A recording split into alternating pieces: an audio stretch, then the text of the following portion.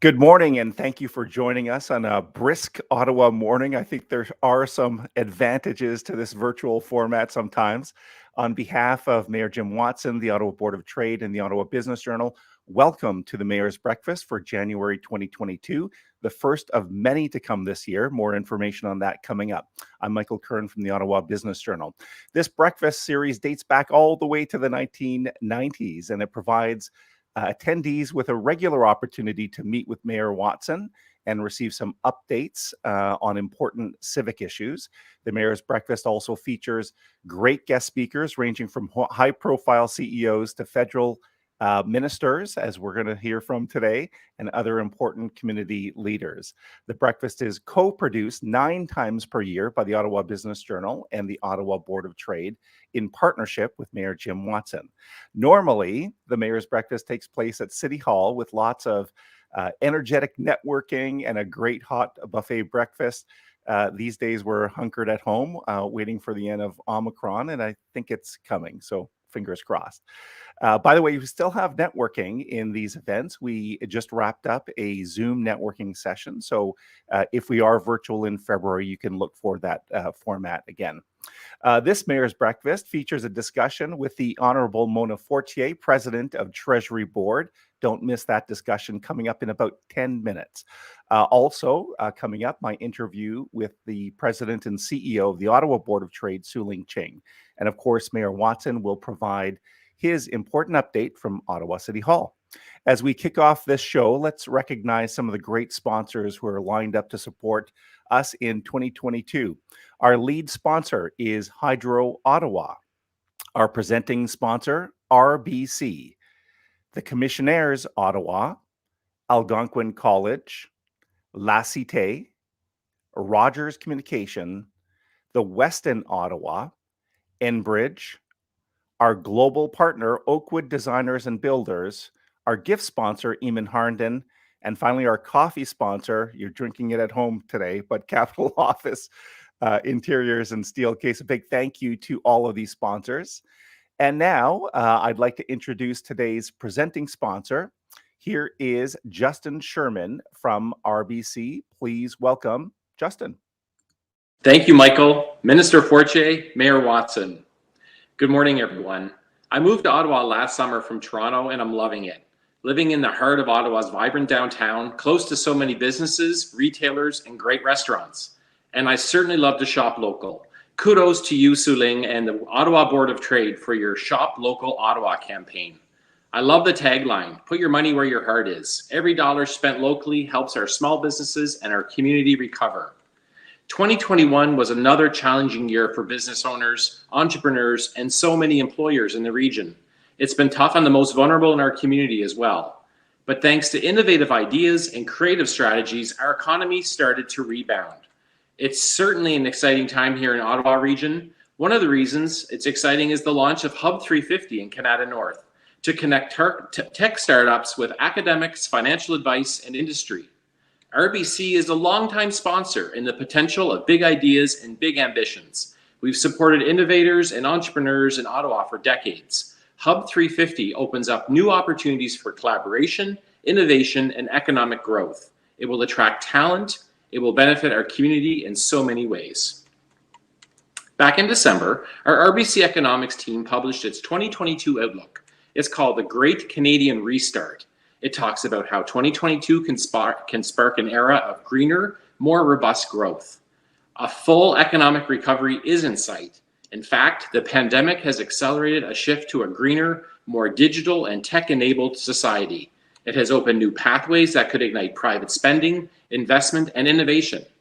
There are encouraging signs, but difficulties remain. A lagging performance on business investment and innovation, capital searching for investable climate projects, supply chain constraints on goods, plus our aging population is fueling labor shortages. We're also seeing an increased international competition for our skilled workers. But despite all this, we remain optimistic. In the Great Canadian Restart, RBC outlines a 6-point action plan where government policies are needed to encourage business investment, talent development, innovation, and growth. The full study is available on our RBC Thought Leadership website at rbc.com. I am confident that many businesses, including those right here in Ottawa, are more than ready to help fuel Canada's recovery. Before I wrap up, I do want to take a moment to acknowledge your recent announcement, Mayor Watson. On behalf of RBC, our regional president, Marjolaine Houdon, I want to thank you for your years of dedication and you and your team's stewardship through the pandemic. Thank you for your dedication as a true community leader. And thank you to Justin for those comments. We really appreciate it. We like the sense of optimism here. So let's welcome OBJ's partner in producing this event, the President and CEO of the Ottawa Board of Trade. Here is Su-Ling Ching. Welcome, Su-Ling. Thank you. Good morning, Michael. It would have been nice to be at City Hall today, but we're following the public health restrictions, which are so important. But I wanted to talk to you about some of the priorities the Ottawa Board of Trade has in 2022. There's so much challenges that face us and opportunities too. Let's not forget that, Su-Ling. But tell us about those priorities for 2022. Well, thank you, Michael, for asking, and thank you to everyone for being here again with us virtually. We quickly got back into the in-person in the late fall, but we have become masters, I think, Michael, of going back and forth. And so we really appreciate everyone continuing to be flexible with us. As you know, Michael, we launched our new strategic plan in the fall of last year. This past couple of years, the Board of Trade has been very active in dealing with all levels of government to make recommendations on policies and programs that would support our business community and really fuel our future growth in a sustainable and inclusive way. And that's what we'll be building on in 2022 is our role as an advocate and economic partner in our city and frankly, across our country. And we really have a mission to create a world-class, thriving business community and to bring all of our businesses along with us. That advocacy is really important. I'm sure Minister Fortier would agree with that. Our community and political leaders need a little bit of direction from the business community to understand what's happening. But Su-Ling, besides that advocacy, the Board of Trade has many programs in a very kind of practical sense to be helping businesses today. Maybe you could speak about those programs for a minute. Well, one of the most important one, of course, is the one that we do with in partnership with you is our event schedule. So we have an exciting event schedule lined up for 2022. And I want to say thanks to all of our sponsors who continue to support us so that we can deliver information and education and inspiration opportunities for businesses to connect and for us to have a platform for thought leadership on the future of Ottawa. So we have summits coming up, of course, our Mayor's Breakfast, which is so popular, and our award shows. So we're looking forward to that. And we really are hoping to get back to in-person as quickly as possible and so we can see everybody in person. During the pandemic, we've also taken on programs that we felt would allow businesses to stay open, including the delivery of our rapid test kits in Ottawa for our small, medium enterprises. We are experiencing some delays in shipments right now, but expect some good news in the coming days. So we'll be reaching out to all of those businesses who are waiting for rapid test kits. We continue to promote the Post Promise, which is an opportunity for businesses to declare that they have followed all health regulations and so that they can help spur on consumer and employee confidence. So those are a couple of the programs that we're running, but we're really honing into on enhancing our Infinity programs. So these are programs that we can run that help businesses save money, have access to group insurance policies for their employees. There's discounts on shipping and everyday business expenses. And of course, Su-Ling, I'd encourage people to visit ottawabot.ca. You've got a list of events, you've got a list of programs. It's all right there in one easy to access point. Well, and I must say, Michael, like we're really looking for opportunities to support business and engage them as members. So any Ottawa businesses that are in any sector or any size of business, we invite them to become involved with the Board of Trade. It's such a good point, Suling. So just as the Ottawa Board of Trade is providing support to the business community needs to show some support to the Ottawa Board of Trade.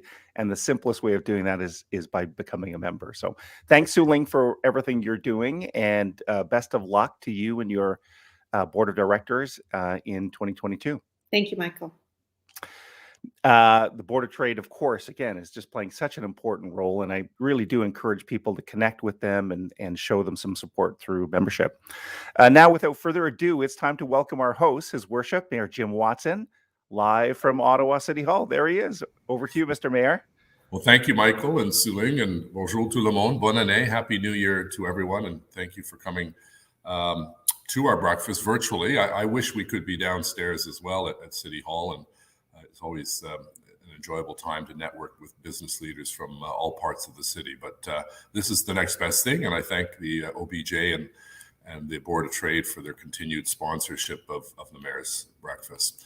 I'm also pleased to welcome our guest speaker, the Honourable Mona Fortier, who is President of the Treasury Board, and more importantly, she's the MP for Ottawa-Vanier. I'll introduce Mona in just a few moments. I'd like to begin by acknowledging that Ottawa is built on unceded Algonquin and Anishinaabe territory, et les peuples de la nation algonquine habitent ce territoire depuis des millénaires et continuent aujourd'hui de l'enrichir par leur culture et leur présence. The City of Ottawa honors the peoples and lands of Algonquin and Anishinaabe Nation and all First Nations, Inuit and Métis elders, people and communities living in Ottawa. And I do, as I mentioned, want to thank the Board of Trade for their continued great work and advocacy for their members as we face the pandemic coming into its third year. The important and impactful advocacy work that you do to support our business community and our city's economic development is greatly appreciated. And now more than ever, we need to support businesses that drive our local economy.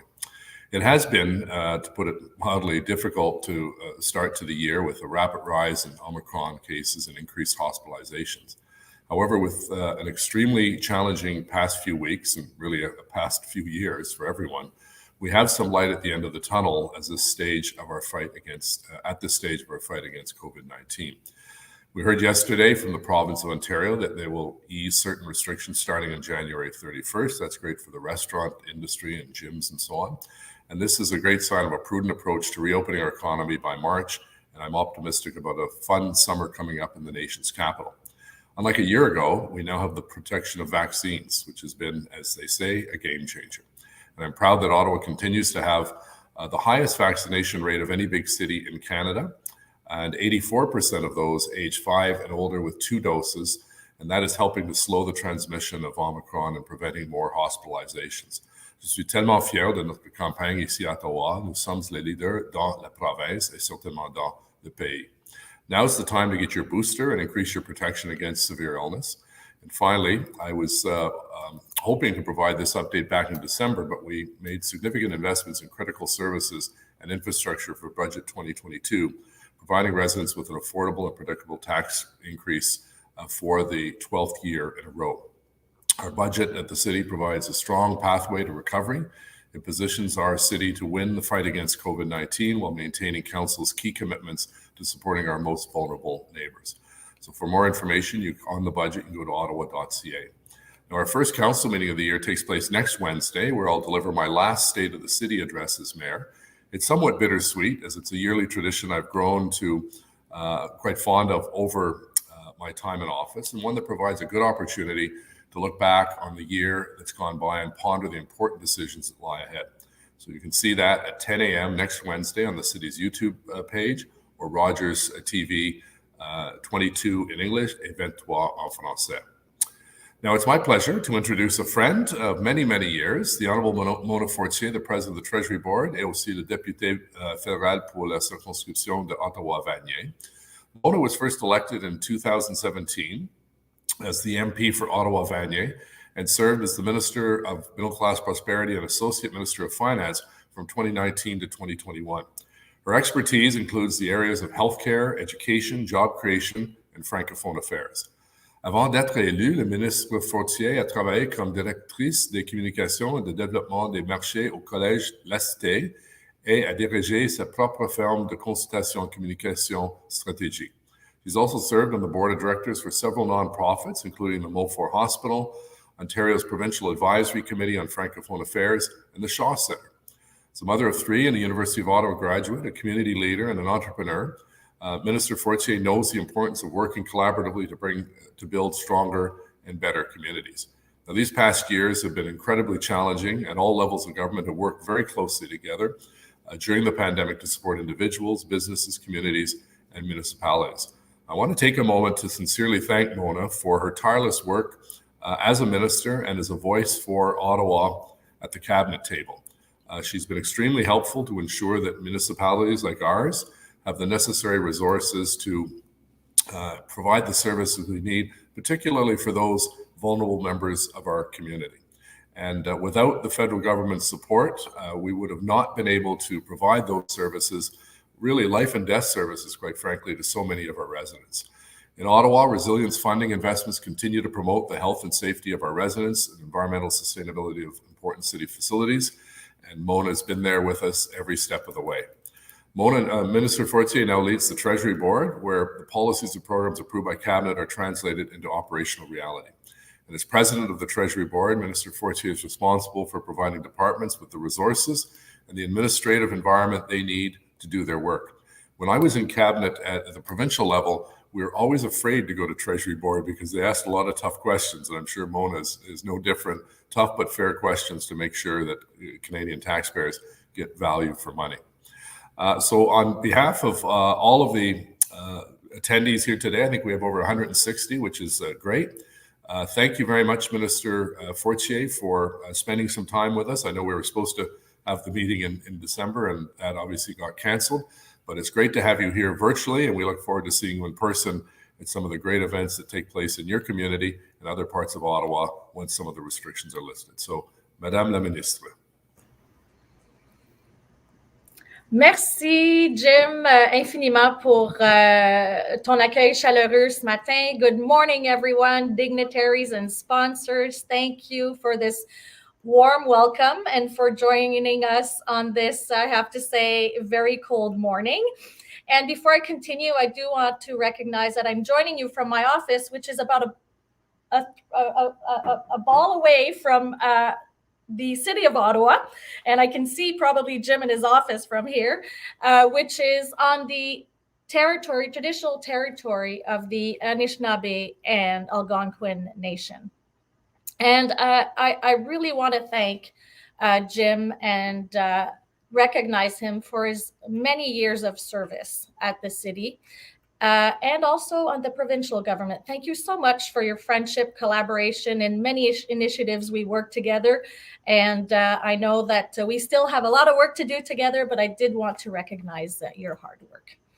And it is unfortunate that we're unable to gather in person today, but I do want to thank you personally again for all the dedication to our community. And I also want to recognize Su Ling for her leadership in the city, and especially for our businesses. Supporting our local businesses is a priority. We're working together, all of our colleagues at the federal, provincial, and municipal to promote our local economy. And I do want to recognize the hard work Su Ling and all of her team has been doing. And I'm very honored to be here this morning representing Ottawa-Vanier and also as a member of part of our cabinet. And I do want to recognize my colleagues who have joined us this morning. We are very fortunate to have a very strong and highly experienced National Capital Region caucus, and we work as a team to make sure the region is well represented. Now, as you know, on October 26th, the Prime Minister appointed me to the position of President of the Treasury Board, and I'm very honored and humbled to have been entrusted with such an important responsibility. And being an Ottawa MP means I have a very good understanding of the priorities, and I will balance my new duties as President of the Treasury Board with my very important constituency work. Now, let me share a bit what this role means. As President of the Treasury Board, I chair the Cabinet Committee called the Treasury Board, which has in broad terms the responsibility for managing our government. The Treasury Board's job is to translate the policies and programs approved by Cabinet into operational reality and provide departments with the resources and the administrative tools, policies, guidance, and authorities they need to do their work. And the Treasury Board also acts as the employer of the core public service. More than 250,000 employees in 70 organizations across the country that serve Canada and Canadians in countless ways. It also sets many of the policies for the operation of government, including finances, human resources, and information technology. The Treasury Board also works to make sure government funds are invested wisely and responsibly to deliver real results for Canadians. In that sense, my role is a bit like the Chief Operating Officer of the government. Enfin, le Conseil du Trésor est aussi responsable de la politique sur la réglementation ainsi que l'approbation des propositions réglementaires. Il doit notamment s'assurer que la réglementation protège la santé et la sécurité de nos citoyens et l'environnement, tout en appuyant les initiatives qui favorisent l'innovation et permettent à nos entreprises et à notre économie de prospérer. La crise de la COVID-19 a renforcé l'importance de la réglementation pour assurer la santé et la sécurité de toutes les Canadiennes et les Canadiens. Enfin, la réglementation a joué un rôle en aidant notre gouvernement à mettre en œuvre presque tous les aspects de ces mesures d'intervention, qu'il s'agisse des fermetures de frontières et des mises en quarantaine, du soutien financier pour les travailleurs et les entreprises ou de l'acquisition d'équipements de protection individuelle. Il y a quelques minutes, j'ai mentionné que le Conseil du Trésor agit comme l'employeur de l'administration publique centrale. Toutes les personnes ici présentes aujourd'hui savent que l'une des principales questions auxquelles nous devons faire face en tant qu'employeur est de déterminer à quoi la fonction publique ressemblera lorsque la pandémie sera terminée. Et nous sommes conscients que la pandémie n'est pas terminée. Nous vivons présentement toutes les répercussions du variant Omicron. Mais nous allons nous en sortir. Et lorsque ce sera le cas, nos milieux de travail seront différents. Cela ne fait aucun doute. Au début de la pandémie, des millions de travailleurs des secteurs publics et privés ont fait la transition vers le travail à distance pratiquement du jour au lendemain. Et au gouvernement fédéral, nous avons pu continuer de fournir des services au moment où ces derniers étaient le plus nécessaires. Oui, nous avons dû relever des défis, mais nous avons appris beaucoup de cette expérience. Et je crois pouvoir affirmer avec certitude que les modèles de travail flexibles sont l'avenir de la fonction publique, comme ils le seront dans de nombreux autres secteurs. Et en tant que plus grand employeur dans la région de la capitale nationale, comptant environ 135 000 employés des deux côtés de la rive, nous comprenons l'importance économique de notre effectif. Mais la fonction publique n'est pas seulement de grande taille, elle est aussi incroyablement talentueuse et diversifiée. Et c'est pour cette raison qu'il n'y a pas d'approche unique quant à la façon dont les ministères et organismes recevront leur modèle de travail pour l'avenir. Et en tant que chef de leur organisation, les administrateurs généraux sont responsables de la sécurité et du bien-être de leurs employés. Alors, je m'attends à ce qu'ils continuent d'adopter une approche progressive, graduelle et prudente pour leur milieu de travail qui tient compte du contexte de la santé publique et qui est guidée par des consultations soutenues auprès des employés et des intervenants dans leur collectivité. Et étant donné la très grande majorité d'employés fédéraux vaccinés contre la COVID-19, nous savons que nous avons des bases solides. Now, as I mentioned and want to repeat, Treasury Board acts as the employer for the core public administration. Everyone here today knows that one of the key issues we face as an employer is what our workforce will look like when the pandemic is over. And we are aware that the pandemic is not over. We are currently experiencing the full impact of the Omicron variant, but we will get through it. And when we do, our workplaces will be different. There's no doubt about that. And at the beginning of the pandemic, millions of workers in the public and private sectors made the transition to remote work almost overnight. In the federal government, we were able to continue to provide services when they were most needed. Yes, we faced challenges, but we learned a lot from this experience. And I think it's safe to say that flexible work models are the future of the public service, as they will be in many other sectors. And as the largest employer in the National Capital Region with approximately 135,000 employees on both sides of the river, We understand the economic importance of our workforce. But the public service is not only large, it's also incredibly talented and diverse. That's why there is no one-size-fits-all approach to how departments and agencies will design their working models for the future. And as you know, earlier this fall, we asked employees of the Federal Public Service to attest to their vaccination status, and they stepped up. As of today, almost 99% of public servants in the core public administration, including the RCMP, have attested to have received at least one dose, and 97.9% two dose. Our definition of fully vaccinated at this time. And we know that vaccination, together with other public health measures, is the most effective tool for reducing the risk of COVID-19, including where we work. And it's our best chance of getting out of this pandemic. And I really would like to take this moment to thank the more than 250,000 public servants across Canada and around the world who have demonstrated leadership in our national vaccination effort against COVID-19. Vaccination helps employees have confidence that every measure has been taken to ensure the safety of their workplace, wherever it is. It also strengthens our ability to sustain economic recovery everywhere public servants live and work. Évidemment, je ne suis pas surprise que les fonctionnaires aient répondu à l'appel comme ils l'ont fait. Lorsque la pandémie a frappé, notre gouvernement a rapidement déployé un ensemble historique de programmes pour que nous puissions sauver des vies, veiller à ce que notre économie puisse soutenir les restrictions en matière de santé publique et appuyer les travailleurs et les entreprises de l'ensemble du pays tout au long de la pandémie. Nos programmes de soutien aux revenus, à la rémunération et au loyer ont permis de nourrir des familles, de protéger des millions d'emplois et d'aider des centaines de milliers d'entreprises canadiennes à avancer pendant les jours les plus sombres de la pandémie. La mise en œuvre rapide de ces mesures importantes a été possible grâce au dévouement et à l'engagement de l'ensemble de la fonction publique fédérale. Ceci dit, nos mesures d'urgence visaient toujours à être temporaires.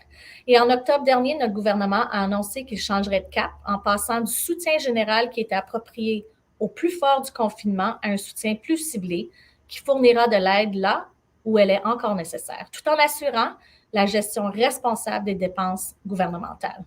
Now, my colleague, the Minister of Finance and Prime Minister, Chrystia Freeland, tabled the Bill C2, which is the Fall Economic Statement, when Parliament returned in November, and the bill received royal assent on December 17th.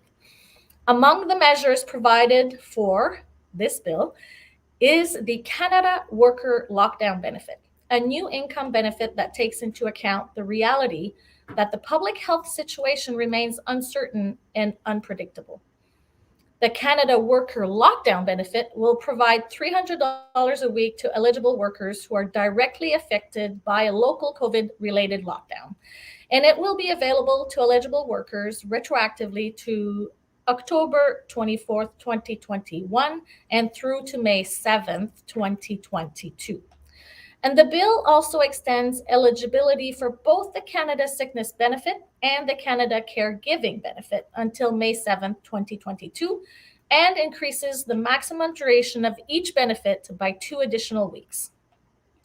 It also extends the Canada Recovery Hiring Program until May 7th, 2022, and increases the subsidy rate to 50%.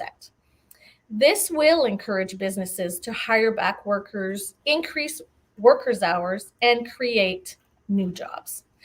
We also know that some businesses that have been most deeply affected by the pandemic continue to face significant pandemic-related challenges.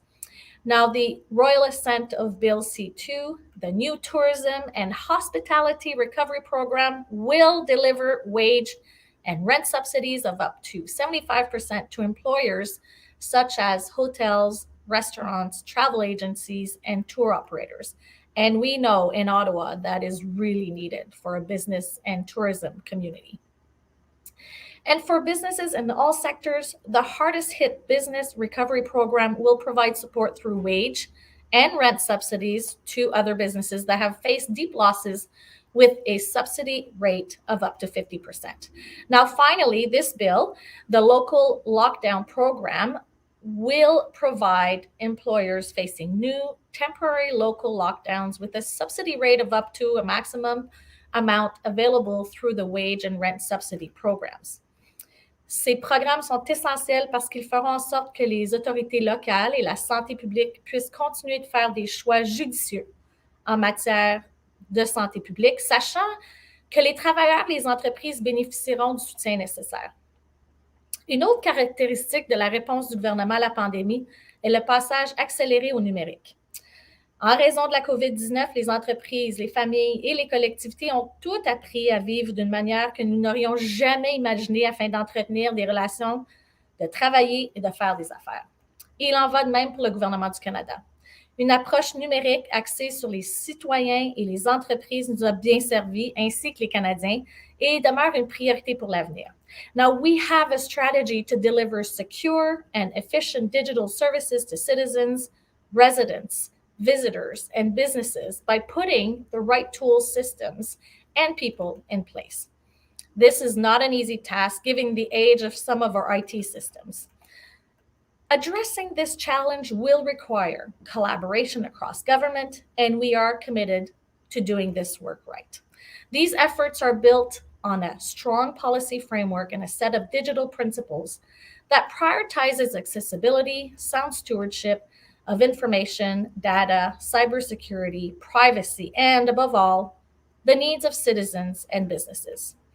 As you know, the National Capital Region counts on tens of thousands of technology workers, both in government and in the private sector. And we will continue to leverage their expertise to build on this momentum to advance digital government with the ultimate goal of better serving our citizens. Et à titre de présidente du Conseil du Trésor, j'occupe aussi une place privilégiée pour promouvoir l'égalité du statut du français et de l'anglais au Canada et au sein du gouvernement fédéral. Au Canada, plus de 10 millions de personnes peuvent s'exprimer en français et près de 8 millions de personnes parlent le français comme première langue officielle. Des milliers d'auteurs, d'artistes et d'athlètes canadiens partagent la même langue et la font rayonner à travers le monde. Mais je n'ai pas besoin d'aller plus loin pour observer l'importance des deux langues officielles dans notre région. Et en tant que députée d'Ottawa-Vanier, j'ai la chance de voir tous les jours la vitalité des communautés francophones en milieu minoritaire et aussi les défis auxquels elles continuent d'être confrontées. Il incombe au gouvernement fédéral d'appuyer et de promouvoir le français à l'échelle du pays, y compris au Québec, tout en défendant les droits des communautés anglophones dans cette province. Et c'est pourquoi nous nous sommes engagés à moderniser la loi sur les langues officielles. Et nous allons le faire. À compter de 2023, ce nouveau règlement permettra d'augmenter considérablement le nombre de points de service bilingues dans les institutions fédérales dans l'ensemble du pays. Et pour la première fois, les bureaux fédéraux situés près des écoles de langue minoritaire devront fournir leurs services en anglais et en français. Et notre gouvernement a aussi pris l'engagement de créer et de maintenir un milieu de travail qui favorise l'utilisation des deux langues dans l'ensemble de la fonction publique et la modernisation de la loi nous permettra de faire des progrès dans ce sens. Nos deux langues officielles sont une caractéristique qui nous définit en tant que pays et nous en sommes si fiers. Et elles font partie intégrante de notre histoire et renforcent la diversité et le caractère inclusif de la société canadienne. Now, as we continue to acknowledge that bias, barriers, and discrimination are an everyday reality for Indigenous peoples, Black Canadians, and many others based on their race, national or ethnic origin, color, religion, age, sex, sexual orientation, gender identity or expression, and disability, among others. Diversity and inclusion are core values of the public service, and while we have made some progress, you know, there is much more to do. Last year, our government began releasing data which provides a deeper view into the makeup of our public service. And along with new questions in the Public Service Employee Survey that help us better understand our workforce and workplace, we are well positioned to make better informed decisions about how we move forward. We have also taken action to help increase diversity, in particular in the most senior levels of the public service. And this past summer, Parliament adopted amendments to the Public Service Employment Act that will help address barriers in the staffing process for members of equity-seeking groups. L'éradication des préjugés, des obstacles et de la discrimination qui ont pris racine au fil des générations exige des efforts constants et inlassables. Et il est de notre responsabilité partagée de lutter afin que chacun se sente valorisé et puisse contribuer son plein potentiel. Notre gouvernement s'est engagé à déployer ses efforts en utilisant tous les leviers dont il dispose pour améliorer l'expérience personnelle des fonctionnaires et faire en sorte qu'ils puissent réaliser leur plein potentiel et contribuer à améliorer la vie du public diversifié que nous servons. Et en tant que l'un des plus grands acheteurs de biens et de services du pays, le gouvernement du Canada a également un rôle important à jouer pour soutenir la diversité et l'inclusion dans l'ensemble de l'économie. Et dans le budget 2021, nous avons proposé 87,4 milliards de dollars sur 5 ans et 18,6 millions pour les années suivantes afin de moderniser l'approvisionnement fédéral et de créer des occasions pour certaines communautés telles que les peuples autochtones, les femmes, les Canadiens, LGBTQ2+, les Canadiens racialisés et les jeunes. Le gouvernement tire parti de l'approvisionnement pour accroître la diversité des fournisseurs et régler d'importants problèmes socio-économiques et environnementaux. Now, for example, we know that increasing the participation of Indigenous businesses in federal procurement is an important part of generating economic opportunities for Indigenous people. And TBS is working with Public Services and Procurement Canada and Indigenous Services Canada, as well as in close collaboration with Indigenous partners, towards a goal of making sure that at least 5% of the value of federal contracts are awarded to Indigenous businesses. This includes ongoing work with the Indigenous Businesses COVID-19 Task Force, which brings together numerous Indigenous groups, including the Canadian Council for Aboriginal Business, the National Aboriginal Capital Corporation Association, Inuit-Tapirani Kanatami, and Puktitut Inuit Women of Canada. The task force seeks to identify and mobilize Indigenous businesses to provide medical equipment and supplies, including by creating a database of Indigenous businesses. Now, our government is also using its purchase power of its overall action plan to fight climate change. We have set an ambitious net zero emissions target for Canada by 2050, and greening government operation is an integral part of that plan. And the Government of Canada is the largest custodian of assets and the largest public purchaser in Canada. It owns 32,000 buildings, 20,000 engineering structures, and 40,000 vehicles, and purchases more than $18 billion worth of goods and services annually. At the Treasury Board Secretariat, the Center for Greening Government is mandated to provide leadership for net zero energy, climate resilient, and environmentally responsible government operations. Our green government strategy is ambitious. We are aiming for a 40% reduction in emissions for a real property and regular vehicle fleet by 2025, and net zero emissions by 2050. To get there, we are focusing on 4 key action areas: real estate, mobility and fleets, procurement, and clean technologies, climate resilient operations and services. And to date, we have already reduced greenhouse gas emissions from our buildings and fleets by 35%. And by purchasing more clean electricity, we can reduce them by another 15%. But as you know, there is still a lot of work to be done, and it will take a government-wide commitment. With the innovative thinking, expertise, and dedication of public service and partners in the public and private sectors, I'm confident that we can achieve our goals, and we owe it to our future generations. Now, this fall's economic and fiscal update provides Canadians with a transparent look at our nation's finances and our plan to finish the fight against COVID-19. make life more affordable for Canadians, and ensure economic recovery leaves no one behind. The economic and fiscal update outlines our government's plan to ensure that booster shots are free for Canadians in all provinces and territories, protect children by making sure that Canada has the pediatric vaccines needed for children 5 and over to get their shots, procure millions of rapid tests free to provinces, territories, and Indigenous communities, and support works and businesses through programs like local lockdown support and the Canada Worker Lockdown Benefit, and also move forward on 10 days of paid sick leave for workers in federally regulated businesses. Now, we know that there are challenges ahead and the future remains uncertain, but we will continue to have Canadians' backs as we have since the start of this pandemic. Et nous savons que l'inflation élevée amène les Canadiens à s'inquiéter du coût de la vie. La COVID a été la source d'une inflation mondiale causée par la réouverture rapide de l'économie mondiale, quelque chose qui n'avait jamais été fait auparavant.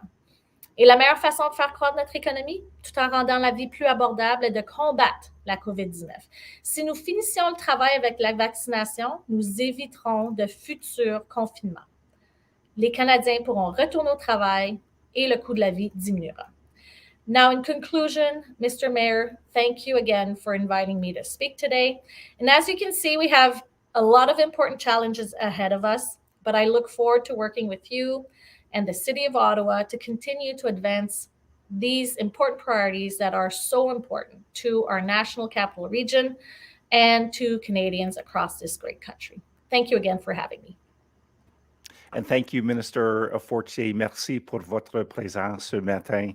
I appreciate, Minister, that you explained your role off the top of the address. I still think sometimes people don't understand exactly what Treasury Board is and what your role is as president. Such a important ministry and leadership role. I like that COO of government. That's a very succinct explanation. Minister, we've had a few questions. I was hoping to begin with one of my own, and I know an issue that's important to the Board of Trade. You spoke about the size and the economic impact, of course, of the federal public service in Ottawa. And I think everyone's curious about when they might be returning to office, as you appreciate a downtown core that's void of many private sector and public sector jobs is causing some economic harm. And I understand with Omicron, all of us are kind of trying to gaze into a crystal ball and predict the unpredictable. But what can you tell us about when that might happen in 2022, or maybe even, Minister, how that might happen? Like how will the decision be made to bring many public service servants back to the office?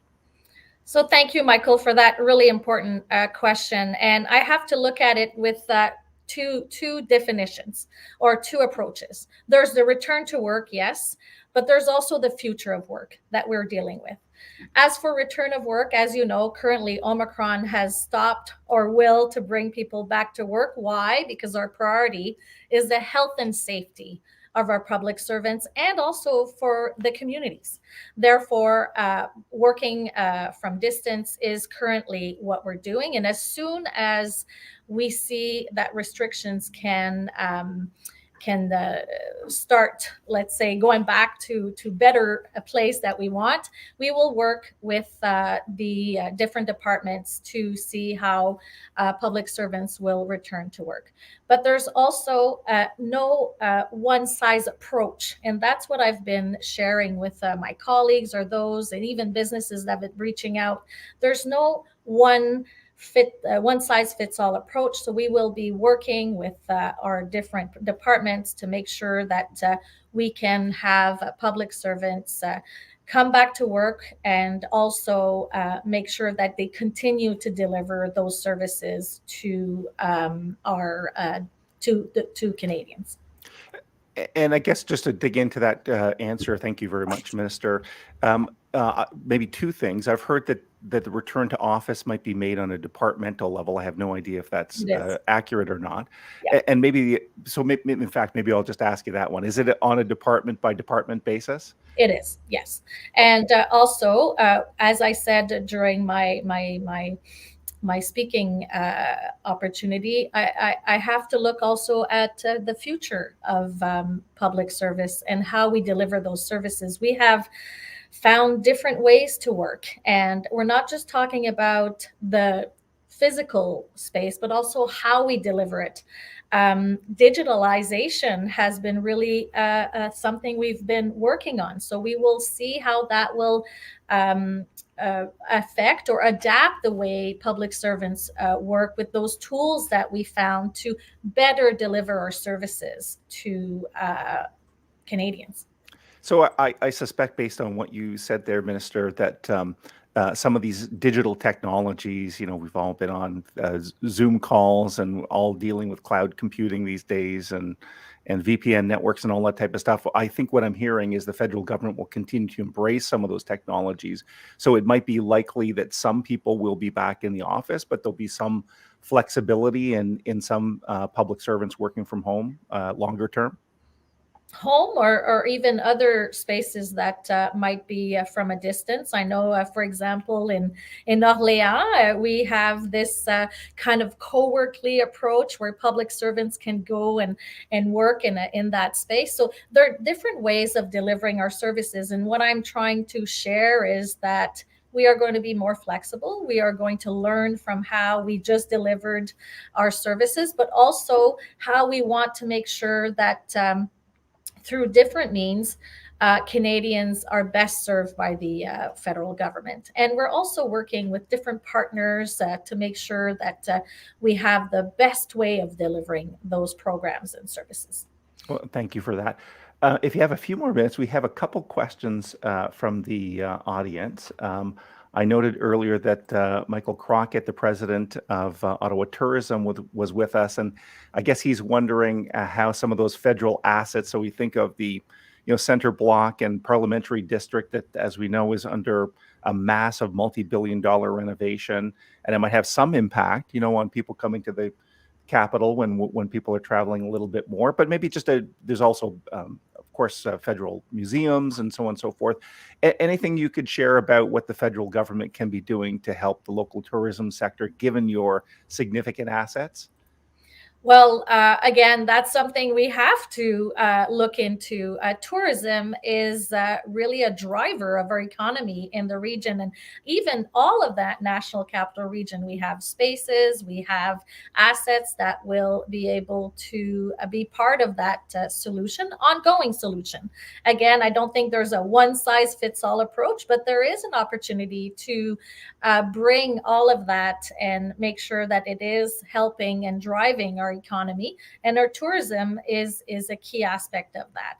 I've seen many businesses finding new ways of delivering their different products, and this is something that we will continue to do. In the meantime, as you know, the federal government has been supporting tourism and businesses that have been mostly affected.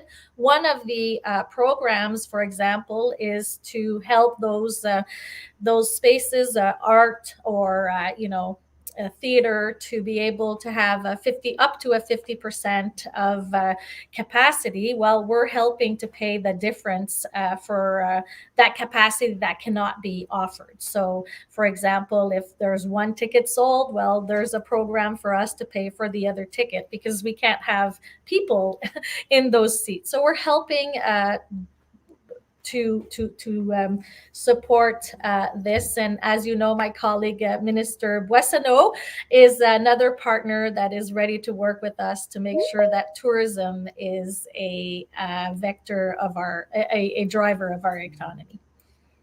Thanks. And it reminded me in listening to your answer that RBC, by the way, is playing a big role in supporting some of the arts and cultural industries. Minister, just picking up on what you said, Jackie LaRush is asking about kind of the digital government. And I know that's been a big priority for Treasury Board for many years. The pandemic is like we fast forwarded into the future of digital. Any quick comment on how the delivery of digital services or the digital delivery of government services will be important into the future?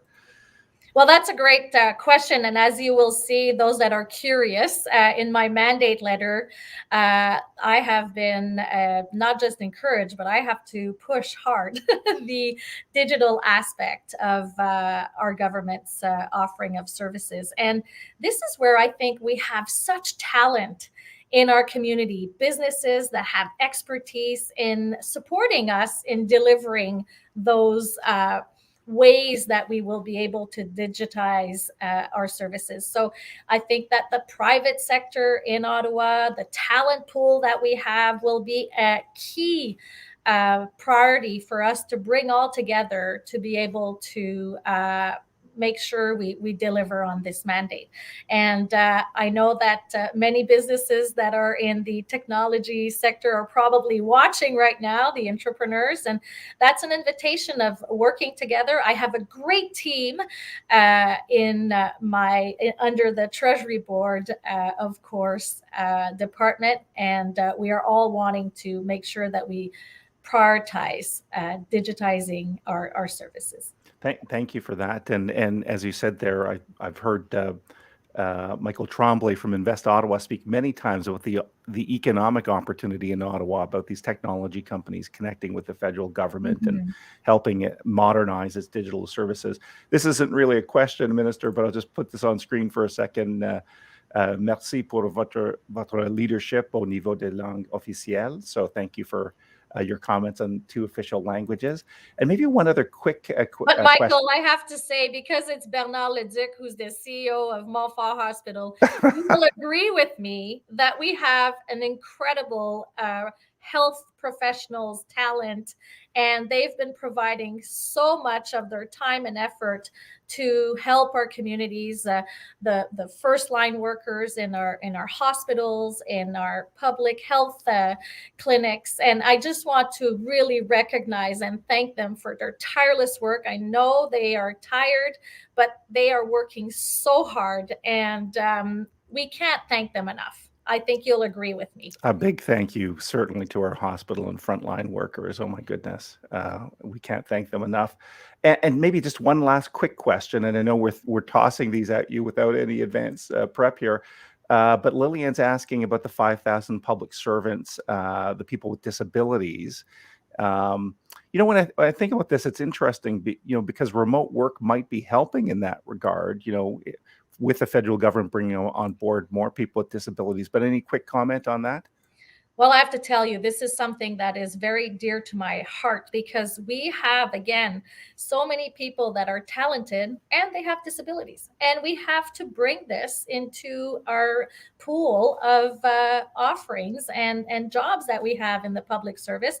And 5,000 is a milestone, but did you know that there is 18% of people with disabilities working in 12% of people with disabilities working in different sectors. And our government needs to step up and make sure that we have that representation. And that's the hard work I'm going to do. And I encourage that we value people that, yes, have disabilities, but they have so much talent that can contribute to the delivery of our services. And that is something that I will be working with different, schools, universities, colleges, but also in our community to support the fact that we will be recruiting. And yes, I have right now in my mandate letter 5,000, but that means that we all have to work together to make sure we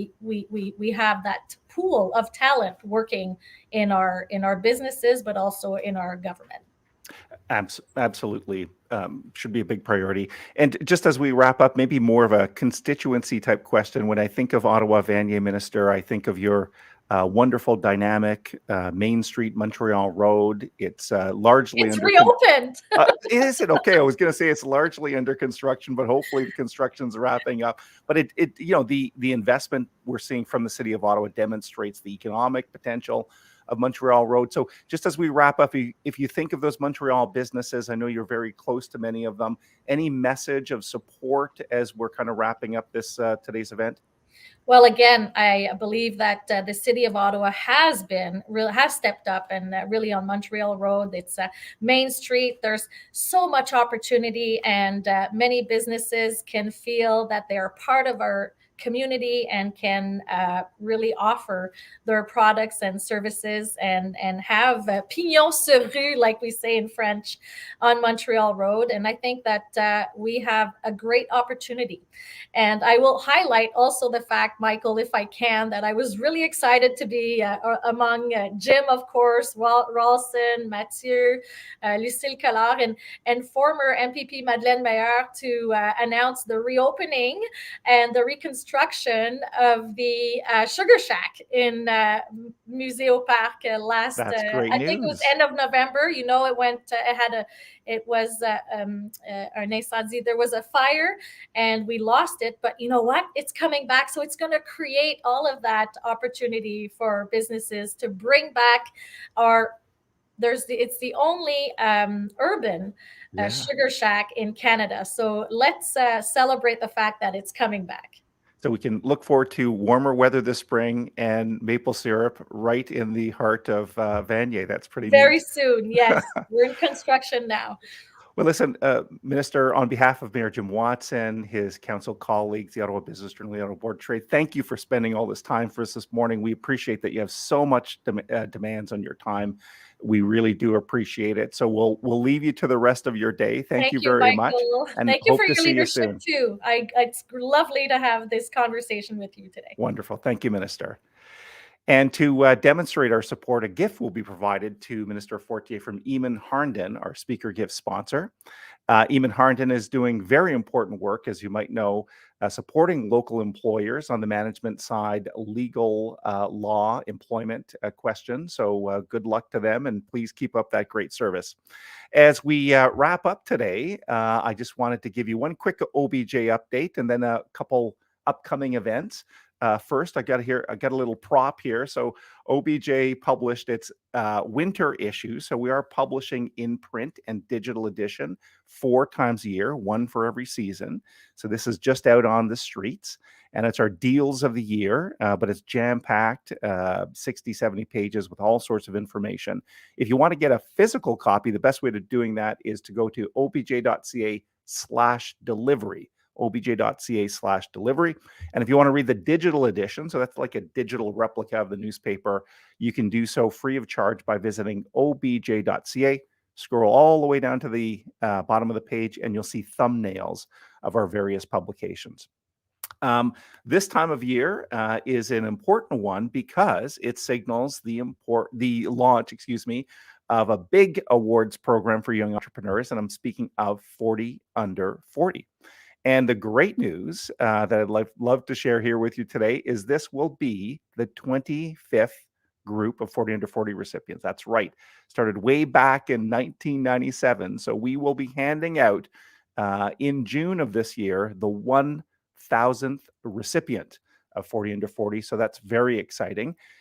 You can go to 40under40.ca. That's FORTY under 40.ca. Nominations are now open, and they're open until basically the end of March. And then we'll do some judging in April. At end of April, we'll announce those recipients. May, we'll get ready to celebrate them. And June, fingers crossed, we'll be celebrating in person, we hope. So stay tuned for that.